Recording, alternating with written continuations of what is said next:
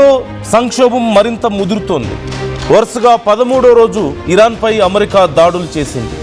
ప్రతీకారంగా Bahrain, Kuwait, Erbil, Iraq, Kurdistan, జోర్డాన్లపై మరోవైపు Iran తీవ్రమైనటువంటి దాడులకు పాల్పడుతోంది. జోర్డాన్లోని అల్ అజ్రక్ యుఎస్ ఎయిర్ బేస్పై ఇరాన్ దాడి చేసింది. బహ్రెయిన్, కువైట్లో హై అలర్ట్ ప్రకటించారు.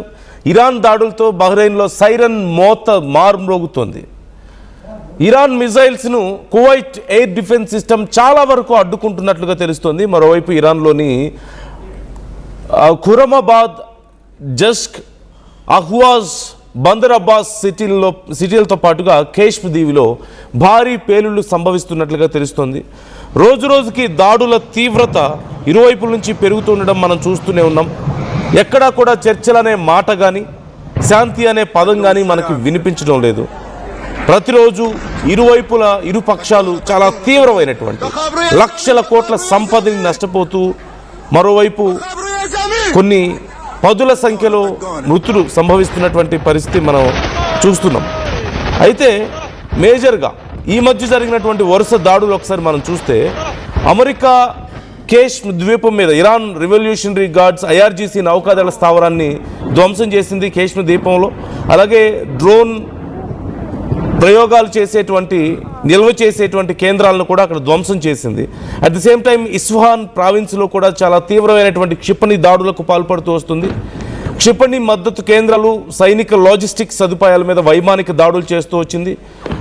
ఖుజెస్తాన్ ప్రావిన్స్లో సైనిక కమాండ్ సెంటర్స్ని, అలాగే ఆయుధ నిల్వ గోదాముల్ని లక్ష్యంగా చేసుకొని అమెరికా పెద్ద ఎత్తున దాడులకు పాల్పడుతూ వస్తుంది. అలాంగ్ విత్ దట్ ఫార్స్ ప్రావిన్స్లో కూడా మేజర్గా సర్వేలెన్స్ అండ్ డ్రోన్ కంట్రోలింగ్ సిస్టమ్స్ని పూర్తిగా దెబ్బతీసినట్లుగా తెలుస్తోంది. ఇప్పటి వరకు చాలా వరకు అనేక డ్రోన్ నిల్వ కేంద్రాలను మేము ధ్వంసం చేశామంటూ అమెరికా ప్రకటిస్తోంది. IRGC నౌకాదళానికి చెందిన మౌలిక సదుపాయాలను కూడా ధ్వంసం చేశామంటూ చెప్తుంది. వాళ్ళు ఆయుధ గోదాములు, అలాగే కమ్యూనికేషన్ వ్యవస్థలను దెబ్బతీసాం అంటూ అమెరికా చెప్తూ, ఇక ఇరాన్ పని అయిపోయినట్లే. ఇదే రేట్లో గనక యుద్ధం కొనసాగితే, ఇదే తీవ్రమైనటువంటి దాడులు కనుక మరిన్ని రోజులు కొనసాగితే, మరొక 2 వారాల్లో ఇరాన్ తిరిగి దాడి చేయలేని పరిస్థితికి వస్తుంది అంటూ అమెరికా ప్రకటించడం మనం చూస్తూనే ఉన్నాం. ఇప్పటికే కొన్ని వందల మంది సైనికుల ప్రాణాలు మేము తీసామంటూ కూడా అమెరికా ప్రకటించింది. అయితే అమెరికా చేస్తున్నటువంటి ఈ దాడులకు ప్రతి దాడులను చేస్తుంది ఇరాన్. మేజర్గా జోర్డాన్లో మువాఫాక్ సలీ అనేటువంటి ఎయిర్ బేస్ మీద బాలిస్టిక్ క్షిపణులతో, డ్రోన్లతో ఇరాన్ దాడి చేసింది. అక్కడ అమెరికా వైమానిక దళం ఉంది, దాన్ని పూర్తిగా, వైమానిక స్థావరాన్ని పూర్తిగా ధ్వంసం చేశామంటూ చెప్పింది. 3 అమెరికా సైనికులు మరణించారు అంటూ కూడా ఇప్పటికే అమెరికా కూడా దీనికి సంబంధించి కన్ఫర్మ్ చేసింది. అలాగే చాలామంది సైనికులు గాయపడ్డారు. మరోవైపు ఇర్బిల్, అమెరికా స్థావరం సమీపంలో ఇర్బిల్లో ఉన్నటువంటి అమెరికా స్థావరం ఇది.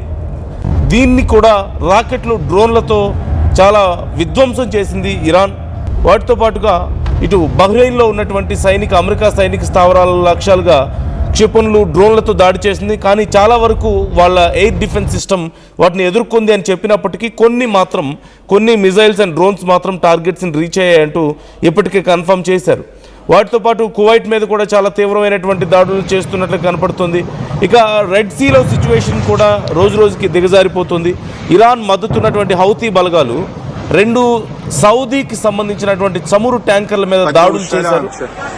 ట్యాంకర్లకి చాలా తీవ్రమైన నష్టం జరగడం మనం చూస్తూనే ఉన్నాం. దీనివల్ల సముద్ర రవాణాకు కూడా తీవ్ర అంతరాయం కలుగుతుంది అంటూ చెప్తున్నారు.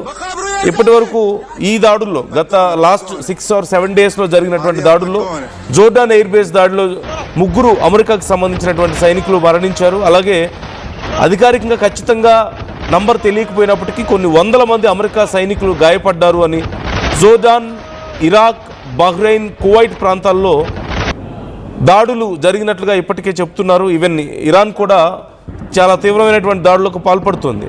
ఇక ఎర్ర సముద్రం, హర్మూజ్ ప్రాంతాల్లో భద్రత పరిస్థితి మరింత దిగజారుతున్నటువంటి సందర్భాన్ని కూడా మనం చూస్తూనే ఉన్నాం. ఈ నేపథ్యంలో హర్మూజ్ స్ట్రైట్లో పరిస్థితి రోజు రోజుకి మరింత దిగజారిపోతుంది. ఓవైపు అమెరికా తిరిగి తమ గతంలో ఎలాగైతే బ్లాకేట్ చేసిందో అలాంటి ఒక పరిస్థితిని తీసుకురావాలని చెప్పేసి మళ్ళీ వాళ్ళ సైన్యాన్ని మోహరించే ప్రయత్నం చేయడం, వాళ్ళకు సంబంధించినటువంటి కొన్ని వార్ షిప్స్ అక్కడికి చేరుకునే ప్రయత్నం చేసిన నేపథ్యంలో సుదూరానికి కూడా చేరలేని పరిస్థితులు ఇక్కడ కనిపిస్తున్నాయి. ఈసారి ఇరాన్ ముందుగానే ఆ చుట్టుపక్కల ప్రాంతాలని సెక్యూర్ చేసుకున్నటువంటి సందర్భం కనిపిస్తుంది. మరోవైపు యుఎస్ తమ ఎయిర్ ఫోర్స్ని వాడి హర్ముజ్ స్ట్రైట్ చుట్టూ ఉన్నటువంటి ఐఆర్జీసీ స్థావరాలని, అలాగే డ్రోన్స్, మిజైల్స్ ప్రయోగించేటువంటి లాంచ్ ప్యాడ్స్ని, లాంచ్ బేస్లని చాలా తీవ్రంగా దెబ్బ కొట్టడం మనకు కనిపిస్తుంది. At this rate within next 2 weeks Iran పరిస్థితి మరింత దిగజారిపోయే అవకాశం ఉందంటూ అమెరికా ప్రకటించడం మనకు కనిపిస్తుంది. మరోవైపు అమెరికాకి ఇక డైరెక్ట్గా ఇంపాక్ట్ చూపించే పరిస్థితి వచ్చింది అంటూ ఇరాన్ చేస్తున్నటువంటి ప్రకటనలో కూడా కొంత ఆందోళనని కలిగిస్తున్నటువంటి సందర్భాన్ని మనం చూస్తున్నాం. హర్ముజ్ స్ట్రైట్ ఇప్పటికే చాలా గందరగోళంగా ఉంది. ఏ ఒక్క నౌక కూడా హర్ముజ్ స్ట్రైట్ని దాటే ధైర్యం చేయడం లేదు. ఒకవేళ ఏదైనా దాటడానికి ప్రయత్నిస్తే ఇమీడియట్గా ఇరాన్ వాటిని ధ్వంసం చేస్తూ ఉండడంతో అమెరికా కొన్ని షిప్లు మాత్రం, కొన్ని వెజల్స్కి మాత్రం అమెరికా కొంత సెక్యూర్ చేసి దాటించగలుగుతుంది దొంగతనంగా. కానీ పూర్తి స్థాయిలో అక్కడ రవాణా వ్యవస్థని తిరిగి నిర్మించలేని పరిస్థితి కనిపిస్తోంది. ఒకసారి జరుగుతున్నటువంటి దాడుల తీవ్రత ఏ స్థాయిలో ఉందో నేను మీకు చూపించే ప్రయత్నం చేస్తాను. ఆ విజువల్స్ ఒకసారి చూద్దాం.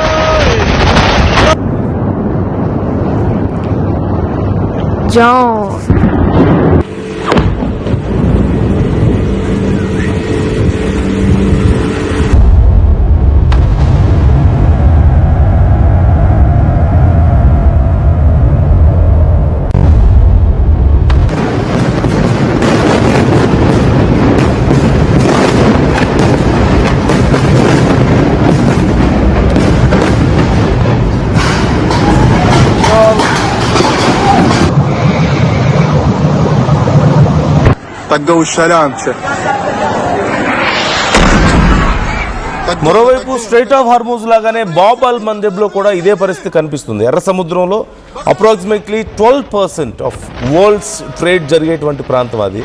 ప్రపంచంలో సరఫరా అయ్యేటువంటి 12% ఆయిల్ అండ్ గ్యాస్ బాబ్ అల్ మందెబ్ గుండానే వస్తూ ఉంది. అయితే ఈ ప్రాంతాన్ని ఇప్పుడు హౌతీ తిరుగుబాటుదారులు క్లోజ్ చేస్తామని ప్రకటించిన నేపథ్యంలో ఇప్పుడు ఇజ్రాయెల్ పూర్తిగా రంగంలోకి దిగుతున్నటువంటి పరిస్థితి కనపడుతుంది. అయితే పూర్తిగా ఇప్పటికీ ఇది క్లోజ్ అవ్వకపోయినప్పటికీ కూడా చాలా వరకు షిప్స్ మీద దాడులు జరుగుతున్నట్లుగా తెలుస్తున్న నేపథ్యంలో చాలామంది ఆ బాబ్ అల్ మందెబ్ని దాటి రావడానికి భయపడుతున్నటువంటి సందర్భం. అతి త్వరలో హర్ముజ్ స్ట్రైట్ లాంటి పరిస్థితి ఇక్కడ కూడా ఉండే అవకాశం ఉంది అన్నట్లు కనపడుతుంది.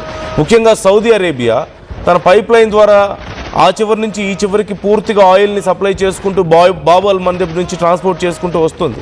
ఇప్పుడు అది మొత్తం ఆగిపోతున్నటువంటి సందర్భం